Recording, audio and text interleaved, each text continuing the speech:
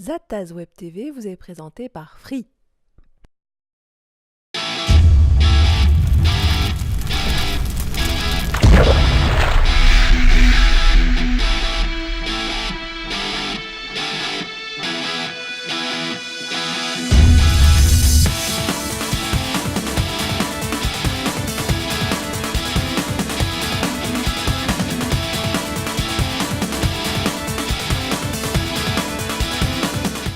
Salut et bienvenue, c'est Zataz Web TV du mois d'avril. En ce mois d'avril, on a un test de matériel et des interviews comme entre autres Jérôme Eckart, un spécialiste de la sécurité informatique, un universitaire qui apprend à des jeunes à devenir des pirates éthiques pour les entreprises. Il va surtout nous expliquer aussi pourquoi les cross-site scripting, les fameux IXS, sont véritablement dangereux. Bref, Zataz Web TV du mois d'avril, c'est parti!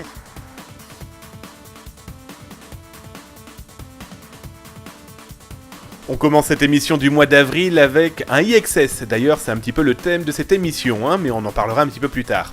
Eh bien, cette faille IXS a été découverte dans le panel d'administration de Cytosia. Pour rappel, Cytosia est un outil qui permet de contrôler plusieurs botnets sur l'Internet. Eh bien, cette découverte est signée Mad, un internaute bidouilleur informaticien qui a découvert qu'il suffisait d'exploiter en envoyant une requête post, comme le ferait n'importe quel PC infecté, directement, justement, dans le panel de contrôle.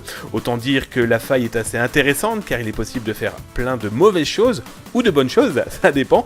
En tout cas, c'est très rigolo de savoir qu'un logiciel pirate est lui-même piratable.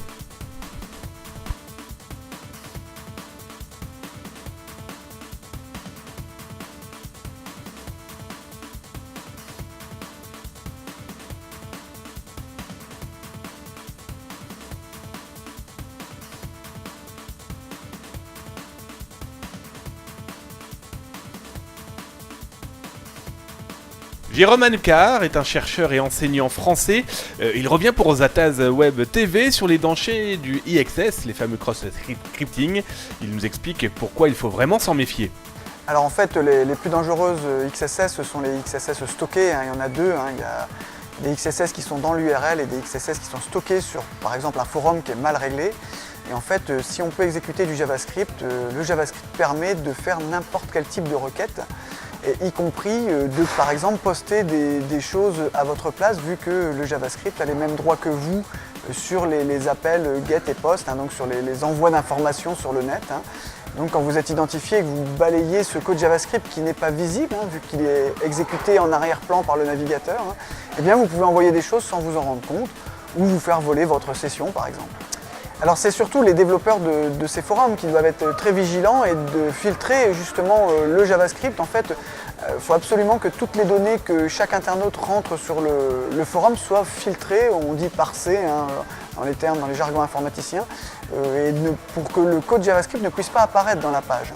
Donc ça se fait beaucoup sur des sites, je dirais, de grand renom, mais quand parfois il y a une petite entreprise qui va développer son forum ou sa petite application, eh bien, on ne prend pas toujours les précautions nécessaires. Alors pour finir, pouvez-vous me redonner cet exemple de cette fameuse IXS qu'on met sur un forum, mais quand l'internaute passe, non seulement il ne le voit pas, mais ça poste ailleurs sur un autre site? C'est ça, tout à fait. Alors il y a un objet qui s'appelle XAML HTTP Request, c'est un objet JavaScript en fait, qui peut être déclenché et pour lequel on peut appeler une requête sur n'importe quel site. On peut même l'utiliser dans les URL par exemple pour faire de l'attaque par phishing en reconstruisant la page autrement, et on a vraiment l'impression d'être sur la vraie page vu que dans l'URL on voit le domaine normal. Et là c'est les attaques XSS par URL. Protégez-vous des bots avec un outil gratuit baptisé Mirage. Il est signé de Jean-Pierre Lézieur. Ce Français connu sous le pseudonyme de Darkoder RC nous explique l'intérêt et la force de son outil de protection. Donc c'est un petit outil en fait qui va uniquement se contenter de mettre à jour le fichier host de Windows en utilisant donc les bases de données publiques du site reconnu dans son domaine abus.ch qui est basé en Suisse. Ça sert à quoi? Simplement en fait ça va vous protéger donc des botnets les plus courants, c'est-à-dire Zeus, Balevo et SpyEye. C'est qu'en fait il va bloquer la connexion entre donc la victime du botnet et le pirate. Voilà. Donc le fonctionnement il est simple, c'est simplement le fichier host de Windows est le dernier fichier à être interpellé lorsque l'on établit une connexion à un autre. C'est-à-dire qu'il va avoir la priorité donc, sur le serveur DNS de notre FAI Par exemple, quand on tape l'URL zatas.com dans notre navigateur favori, le navigateur va d'abord interroger le serveur DNS du FAI, puis le fichier host de Windows. Donc, la structure d'un fichier host est simple, donc c'est une adresse IP qui est assignée à un ou plusieurs noms d'hôtes, donc alias. Le principe est simple, c'est-à-dire on va télécharger, donc si besoin est, c'est-à-dire s'il y a eu une mise à jour récente du site abus.ch, la liste des hosts qui sont squattés par un pirate, afin d'administrer donc leur réseau botnet. Avec ces hosts, on va simplement assigner à chaque nom d'hôte l'adresse IP loopback 127.00.1, puis mettre à jour ces modifications dans le fichier host de Windows. Ainsi, donc les connexions entre la victime et le pirate sont totalement bloquées, car le 127.0.0.1 ne mènera à rien du tout.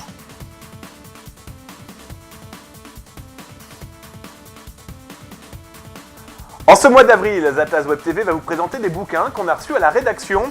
Et on va commencer avec Internet sans danger, le guide du bon sens numérique. C'est aux éditions Bayard. Et ce qui est intéressant, c'est que c'est l'assureur AXA qui a mis ça en place. Alors il y a quelques temps, il était gratuit sur Internet. Aujourd'hui, c'est sous forme de fiches pratiques. C'est pratique, effectivement, pour le grand public, en tout cas pour ceux qui n'ont pas vraiment l'habitude d'être sur Internet et de surfer. Intéressant aussi pour vous, parents. Ça explique un petit peu comment vous pouvez travailler avec les enfants, Facebook et Internet, à conseiller moins de 10 €. Autre genre, entre style, le plan de continuité d'activité, c'est aux éditions ENI. Alors là, c'est pour vous, messieurs les informaticiens, directeurs de services informatiques &Co. C'est tout simplement comment remettre en place tout votre système informatique après un crash, un bug ou un piratage informatique. Un peu plus de 50 €, mais très pratiquement fait avec pas mal de plans et de conseils à mettre dans la bibliothèque. Autre style, autre genre, protection des données sur Internet de Patrick Le Guyardet. C'est aux éditions Lavoisier. Alors intéressant, certes un petit peu ardu, il faut être très honnête aussi, c'est un ancien de la DST qui a écrit ce bouquin, la direction de la surveillance du territoire. Pas mal de lois, pas mal aussi d'exemples assez concrets de quelqu'un de terrain. C'est à mettre dans la bibliothèque, en tout cas quand vous recherchez des informations pour vous protéger ou malheureusement après un problème. Et je finirai par mon coup de cœur, le traitement des données personnelles aux éditions Erol. Alors c'est signé par Fabrice Matatia, qui est un ancien conseiller de la ministre déléguée au numérique. Alors le traitement des données personnelles est très bien fait, c'est un guide juridique mais très facile d'accès avec les lois certes mais aussi des exemples très concrets pour quasiment chaque élément concernant nos données personnelles sur Internet.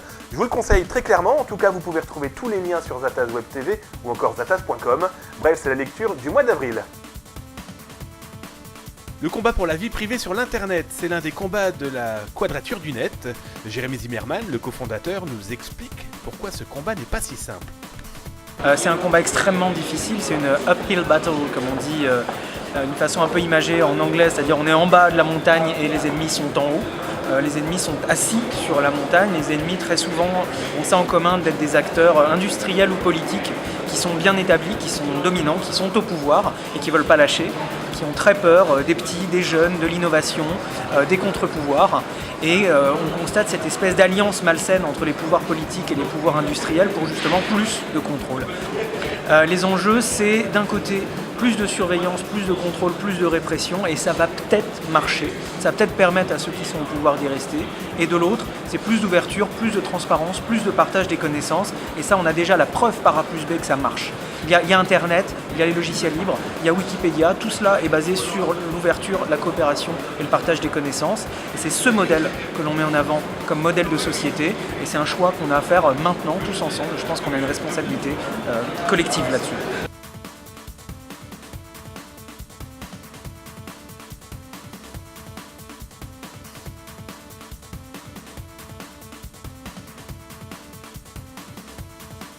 Voilà, Zatas Web TV du mois d'avril, c'est terminé. On se retrouve le mois prochain, même endroit et même heure. Et si vous ne savez pas quoi faire fin avril, les 20 et 21 avril, venez donc en Belgique, à Charleroi, pour participer au Acknowledge Contest, organisé par la CICI, une association qui mérite vraiment le détour. Vous pourrez profiter de conférences l'après-midi et d'une nuit dédiée à la sécurité informatique. Et bref, n'hésitez pas, toutes les informations sur zatas.com et Zatas Web TV. En attendant, je vous propose le clip, le teasing de ce grand rendez-vous. Ciao, ciao!